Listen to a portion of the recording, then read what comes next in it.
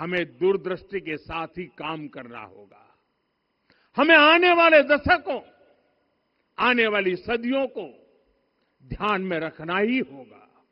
और साथियों, इसके लिए भी हमें प्रभु राम से सीखना होगा। हमें उनके व्यक्तित्व को समझना होगा।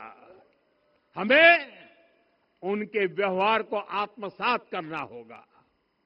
हमें याद रखना होगा, राम यानी आदर्श, राम यानी मर्यादा, राम यानी जीवन का सर्वोच्च चरित्र, राम यानी सत्य और पराक्रम का संगम।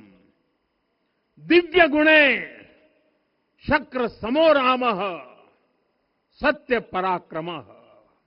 राम यानी धर्म पथ पर चलने वाला व्यक्तित्व।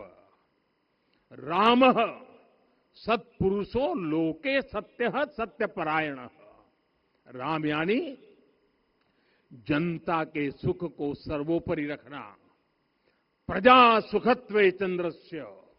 राम यानी धर्म और क्षमा का दरिया। वसुधाया क्षमा गुणे है। राम यानी ज्ञान और विवेक की पराकाष्ठा। बुद्धया बृहस्पते तुल्य। राम यानी कोमलता में दृढ़ता। मृदु पूर्वज भाषते। राम यानी कृतज्ञता का सर्वोच्च उदाहरण। कदाचन नोपकारेण कृति नैकेन तुष्यति। राम यानी श्रेष्ठ संगति का चयन। शीला वृद्धे ज्ञान वृद्धे वयोवृद्धे च सज्जनई। राम यानी विनम्रता में महाबल। वीर्यवान च वीर्येण महता स्वेन विस्मितः। राम यानी सत्य का अडिग संकल्प। न च अनुत्र कथो विद्वान। राम यानी जागरूक, अनुशासित और निष्कपट मन। निस्तिंद्र अपम्रत च स्वदोष परदोषवित। साथियों, राम सिर्फ एक व्यक्ति नहीं, राम एक मूल्य है, एक मर्यादा है, एक दिशा है।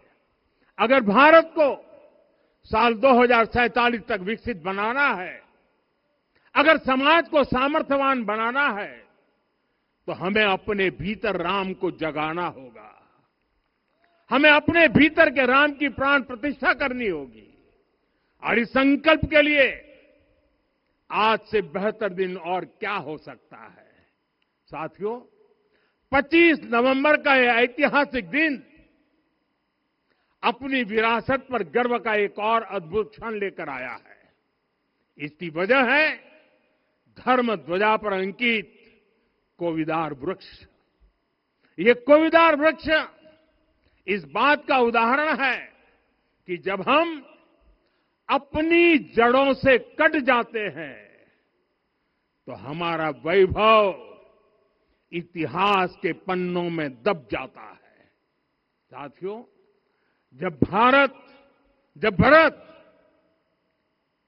अपनी सेना के साथ चित्रकूट पहुंचे तो लक्ष्मण ने दूर से ही अयोध्या की सेना को पहचान लिया।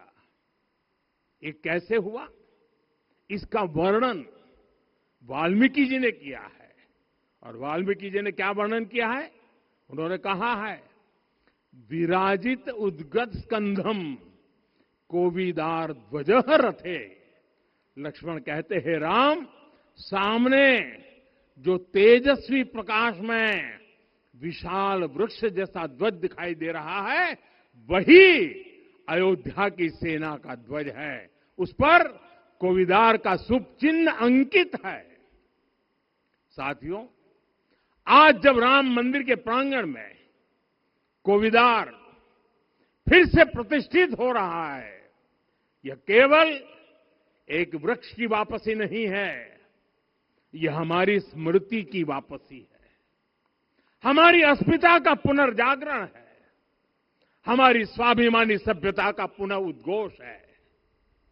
कोविदार वृक्ष हमें याद दिलाता है कि जब हम अपनी पहचान भूलते हैं तो हम स्वयं को खो देते हैं, और जब पहचान लौटती है तो राष्ट्र का आत्मविश्वास भी लौट आता है।